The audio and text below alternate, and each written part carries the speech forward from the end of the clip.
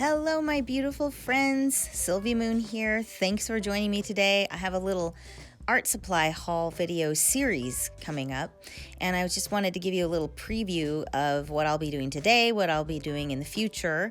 This little set of pastel white night, or used to be Yarka, known as Yarka, watercolor set I'm really excited about. I will be opening these up in the next video, but I thought I'd just give you a little preview of what's in store. I love Yarka watercolors. They're now called White Night. You can find them. They have a website. You can actually get all kinds of stuff from them, but you can find them at all kinds of art supply stores. Then I also bought these Arteza dual brush real brush pens. So I will be swatching these today. So I'm excited to do that. I'm also going to, well, look at how many colors, 36 colors. I have a funny story about the 36 color issue and what happened when I was ordering them, but I do love them, and some of these colors really are already standing out to me as far as just colors I know I'll probably really like. I do already have real brush watercolor pens, but it's, you know, I've had them for a really long time, many years, so I'm excited to start using some new ones. And here I have a set of 50 watercolor cards and postcards to play with. I thought these would be really fun. They were very inexpensive, so I'm excited to use those and sample those. And I also bought a new watercolor pad, Arches, which I'm absolutely in love with this brand. It's just really, it's one of the best watercolor papers you can purchase. And much more expensive, but that's for bigger projects. So let's start with these watercolor brush pens, opening up this box.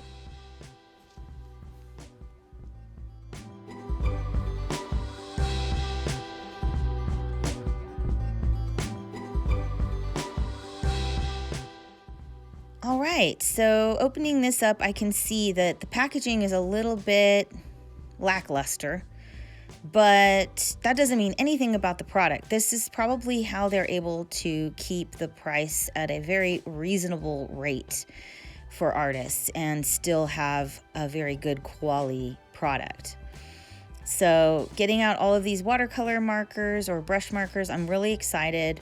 They're dual tip, so you can see they have a point on one side and the brush tip on the other.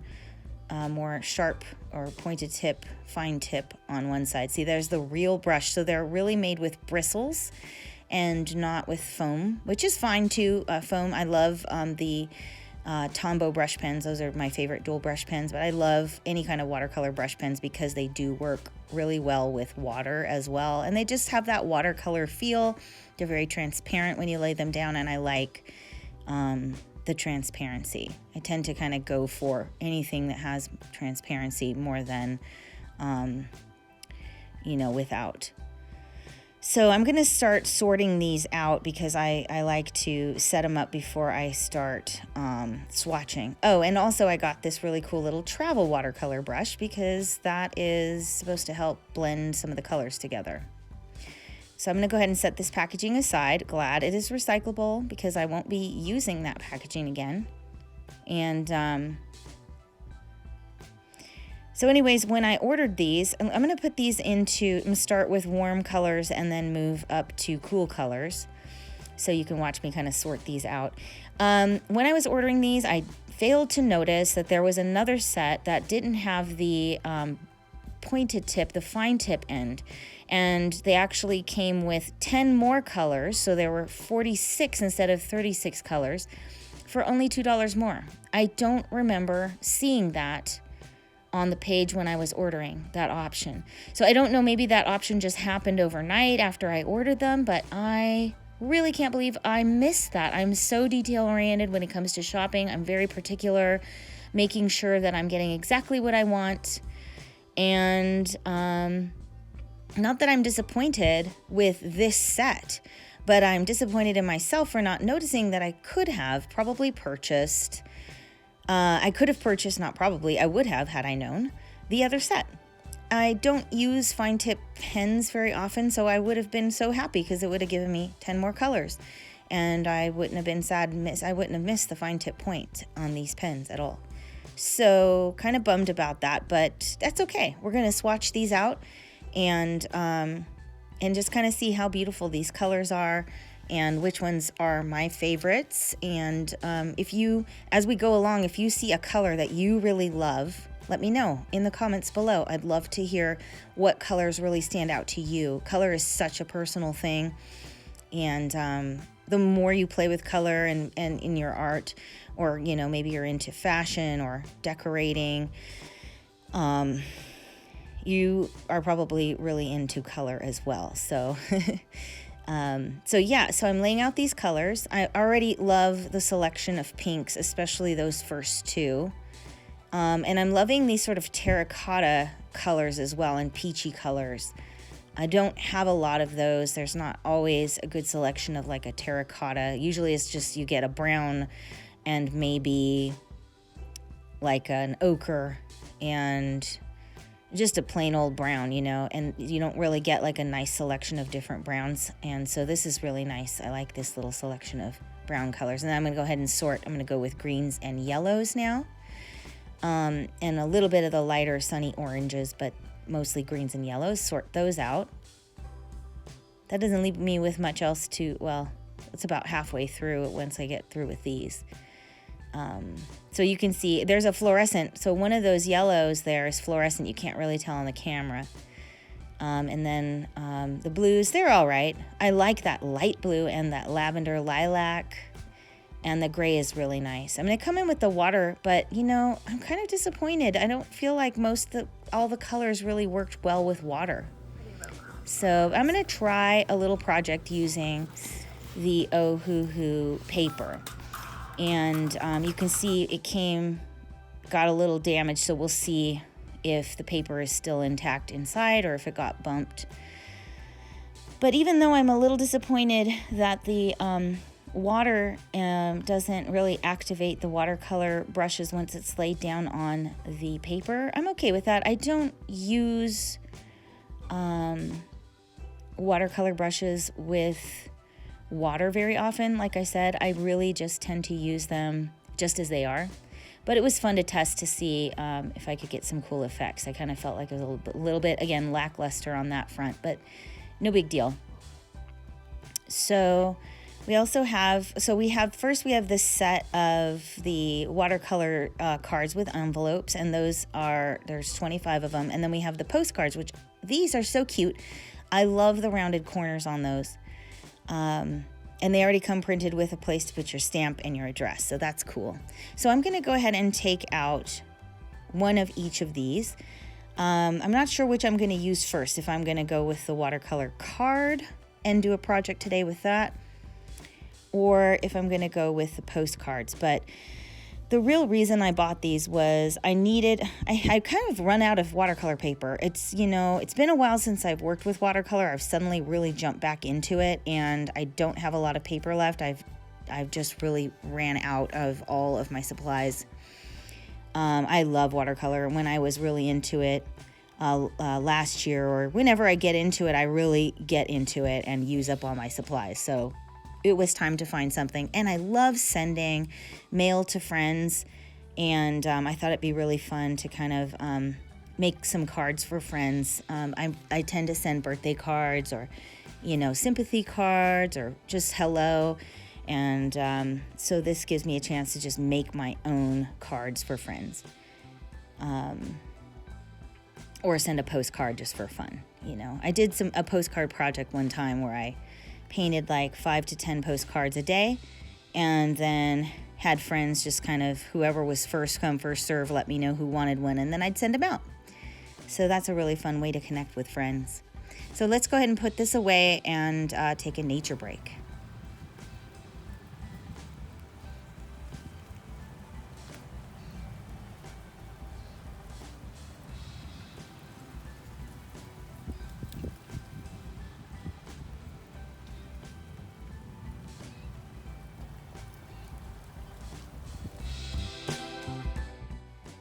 All right, let's get back to it. So I've picked some colors that I really liked that stood out to me. And I'm going to go ahead and do a postcard. I already have an idea of what I'm going to do. So I'm going to start with just sketching it out in pencil. And again, this is from the Ohuhu set of 50 watercolor cards with envelopes and postcards. I love picking out, by the way, I love picking out palettes. It's one of my favorite things to do, is to choose colors to go into a project. It's super fun. I do it all the time. I even choose palettes regularly for my journaling, for my bullet journaling, regular, scheduling and all of that. I just love to have color options and to kind of choose colors that reflect the season as well, or the type of art that I'm doing.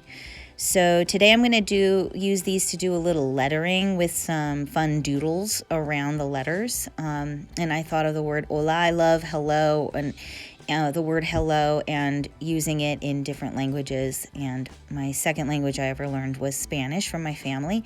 I'm not fluent, but really with some time I could be. So, but anyways, I love just doing like real simple lettering using cursive or whatever. So I'm just drawing it out. I'm just drawing out hola, H-O-L-A. And then I did a little sketching around it. The reason I didn't really share the sketching was the light wasn't picking up the pencil work. So just thought I'd leave that out. What I'm going to do first here is I'm going to come in with some water from my watercolor brush here. It's just a nice, simple, round watercolor brush, size 6. And I'm just taking the water over the letters because this will give me a chance to kind of lay down some color using the watercolor brushes, but keep it light and blendable, because I want to switch colors throughout the lettering to kind of create a rainbow effect. So you can see here, the water lays on top of the paper. And one thing I'm noticing right now with this particular paper is it is really soft. It's nice to work with. It's not buckling. Even though this is very inexpensive watercolor paper, I'm noticing it's taking the watercolor really nicely in the water. So that's a really good sign that you have some pretty decent paper that you're working with.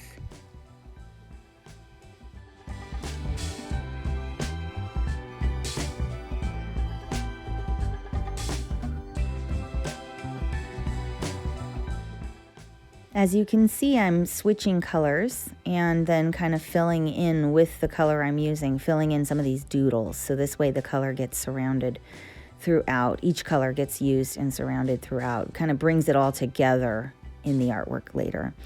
And yeah, I really love these pinks. I think they look so beautiful together. That second pink is just marvelous. It's almost like an ultramarine pink or something. It's just so pretty. It has like a lot of blue in it. And I tend to really love anything kind of ultramarine related colors. Moving into this sort of peachy orange color, or like a vermilion, a very light vermilion. Have I ever told you how much I love the names of colors? Yeah, and just using it again into some of these little shapes and doodles, and you'll see they'll come to life a little bit more as I go along. And just kind of taking each color slowly. I noticed that one thing that's kind of weird is when I first bring the brush down to the lettering, which has the water on it, it shows up really light, almost like I have to build on top of it, which is kind of cool. I actually don't mind that. It's just something to notice. The water kind of absorbs the color really fast and spreads it out. So you might need to come in and kind of, redo. See how light it comes on, and then I'm just going to come in and cover it a little bit more. Carry it over to some of these other shapes again. It darkens up once I move away from where the water is, where I've laid it. So that's kind of an interesting thing to know, though, because then you can really play with the value of the color. So if it's lighter or brighter, more watery and transparent, or brighter, you can just control that a lot more if you lay water down first. That's called a wet on wet technique. And then right now, when I go into the doodling, that's a wet on dry technique, because the doodles are not covered in water. They're just dry. And another thing I really love about using watercolor brushes is they're usually very easy to do details with because they're so pointy. And I love the ease of being able to lay down color almost like a regular marker. And I think they're great for beginning watercolorists because of the ease of use. And you don't have to have a lot of tools. You don't have to have water if you don't want to. So it's good to practice using water, but with these, but you don't have to have like a lot of other things. The brush is already included. The colors are already included, so you don't have to buy paints. It's just all in one. So I would definitely recommend beginning watercolorists to try these out as an alternative to just the usual watercolor pans or tubes. As a beginner, I think these are great. These are also amazing for if you love lettering, if you love doodling, sketching in your sketchbook, doing planners. Watercolor brushes like these are absolutely perfect for making art and making it look like you spent a lot of time when, and you can spend as much time as you need to or want to, but honestly, like using these, there's a lot of ease and it's just a little bit easier and takes a little bit less time to create something pretty cool. So just going in with this blue, I'm in love with this blue. I love it with that ultramarine pink color. And I decided that I would like to add a little texture to some of this lettering and some of these doodles. So I'm just going to go in and add some details and enjoy.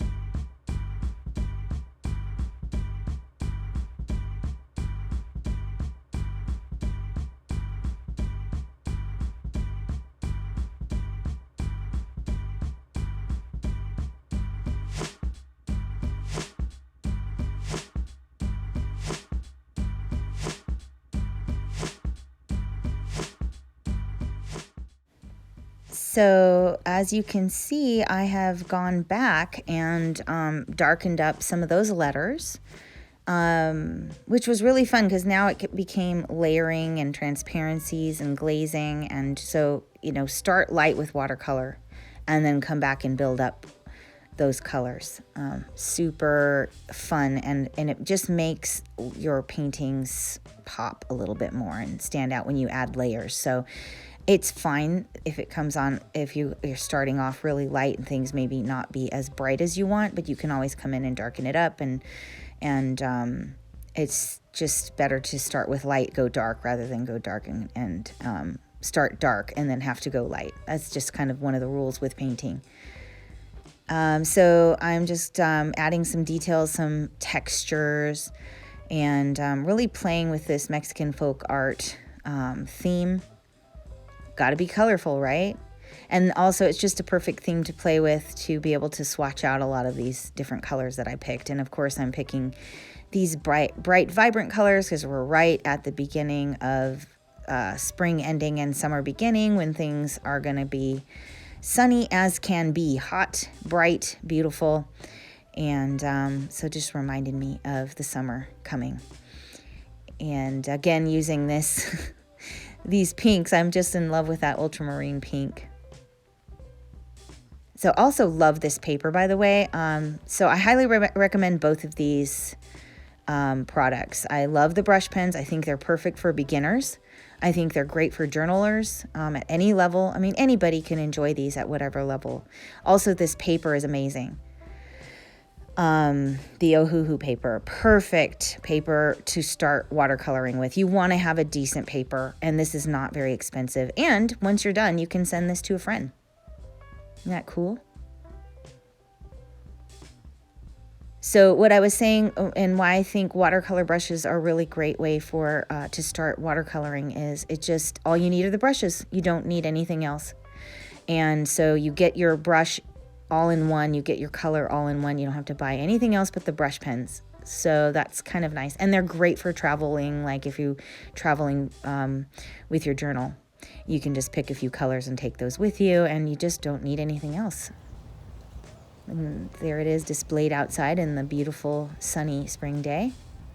And that's it, my friends. Here's some of the last flowers on our property. This is from a really beautiful bush just outside our house. I hope you are all doing well. Hope to see you in the next video. Like, subscribe, all that good stuff. I so much appreciate you being here. I appreciate just you. See you soon.